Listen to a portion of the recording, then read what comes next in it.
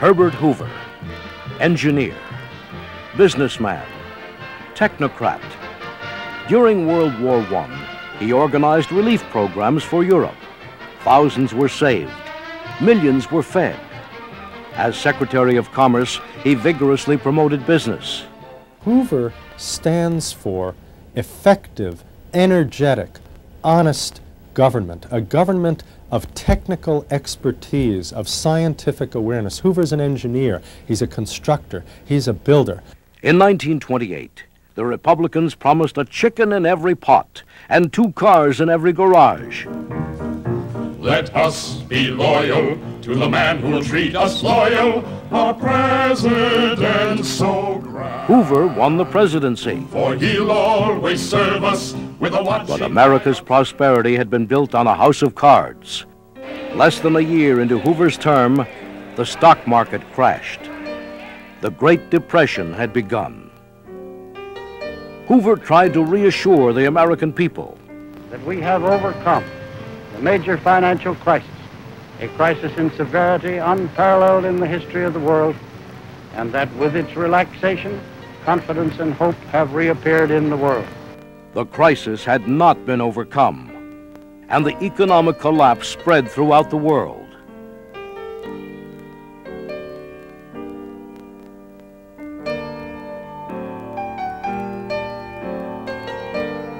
At home, there were unemployment lines, bread lines.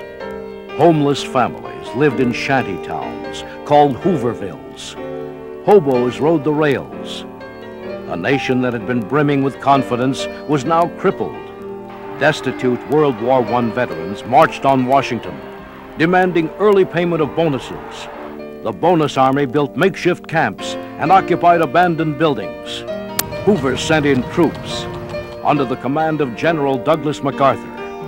With bayonets fixed, backed by tanks and tear gas, troopers drove the veterans from the Capitol and destroyed their camps. Month after month, the Depression deepened. To a desperate nation, Hoover seemed incapable of solving the crisis. He had been elected in a landslide, and in 1932, he was defeated in a landslide. Discredited when he left office and overshadowed by a dynamic successor, Hoover's reputation was in ruins. But he lived longer than any other former president and dedicated himself to intellectual pursuits and public service. When he died in 1964, at the age of 90, he was mourned not as a great president, but as a great American. Herbert Hoover, Republican, 1929 to 1933, 54 years old, from California. Hoover was the first president born west of the Mississippi. Orphaned as a boy in Iowa and taken in by relatives on the West Coast, Hoover was a shy loner with a tendency toward melancholy. After graduating from Stanford, he built a successful mining company that made him a millionaire. Like many presidents, fishing was his favorite pastime. And then there was Hoover Ball.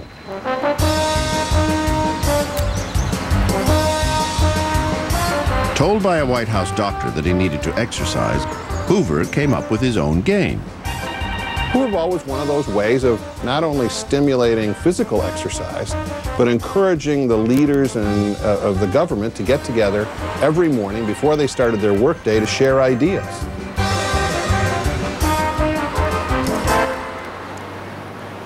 Hoover was often seen as a big business Republican who didn't relate to the common man.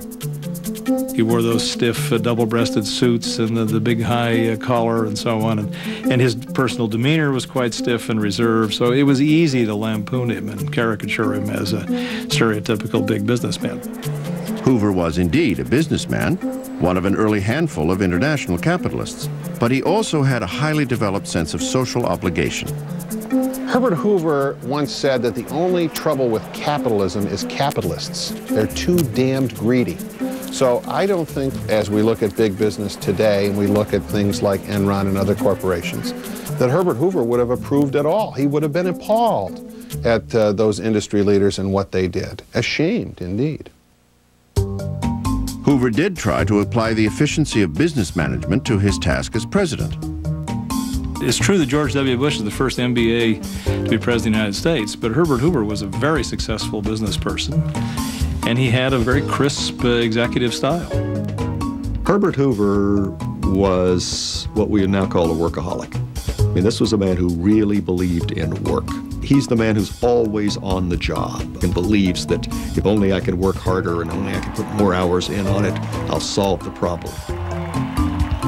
With his strong work ethic and proven management skills, Hoover seemed destined for presidential greatness. The only problem was that the economy totally tanked as of October 1929. Many of the qualities that made him look that he would be so good for leading a period of prosperity were really not up to dealing with the challenges of the Depression. As a Depression president, Hoover was handicapped by his innate lack of charisma. His lackluster public speeches did little to inspire confidence. What our people need is the restoration of their normal jobs, the recovery of agricultural prices, and of business. Hoover didn't believe in using direct government intervention to ward off the Depression. Instead, he relied on what he called voluntarism, asking corporations to voluntarily improve working conditions and wages. If I could have counseled Herbert Hoover in 1930 or 1931, I would have said, Mr. President, the government needs to do more. Voluntarism isn't going to work. Unfortunately, I think what happened to Hoover was that the Depression traumatized him. He made his plight much worse by becoming extremely defensive. He just didn't have the temperament, among other things, to deal with a crisis of this magnitude.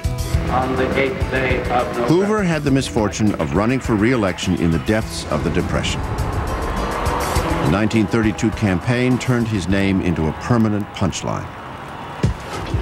A Hoover hotel was a cardboard shack. A Hooverville was a collection of cardboard shacks. A Hoover flag was an empty pocket turned inside out. The summer of 1932 was miserable for Hoover. He hit the campaign trail and tried to put on a brave face. Wherever he appeared, there were angry Americans with signs critical of him. There were people who shouted, "We want bread." And everywhere he went was the specter of hunger. It must have hurt him tremendously to campaign. In June, a contingent of desperate World War I veterans arrived in Washington to demand early payment of bonuses that weren't due to be paid until 1945. When these bonus marchers occupied several buildings in downtown Washington, Hoover enlisted the help of General Douglas MacArthur to clear them out. MacArthur exceeded his authority and not only evacuated the buildings, but pressed all the way on to Anacostia Flats, where there was this encampment of the so-called bonus marchers, and he torched the encampment, burned it to the ground.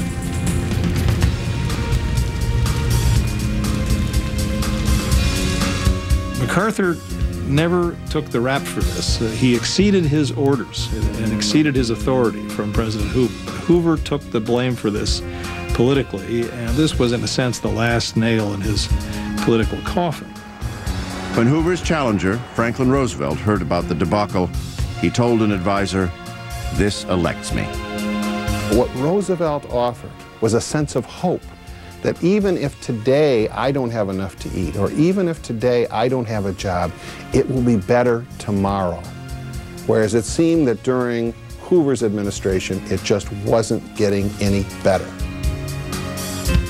Still, some historians think that looking at Hoover through the prism of FDR is unfair.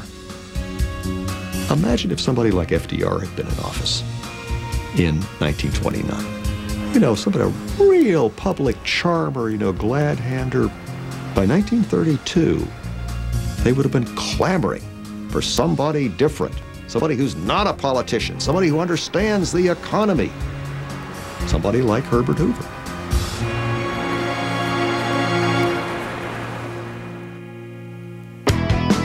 Herbert Hoover was the first president to have a telephone on his Oval Office desk and the first to hire an executive staff.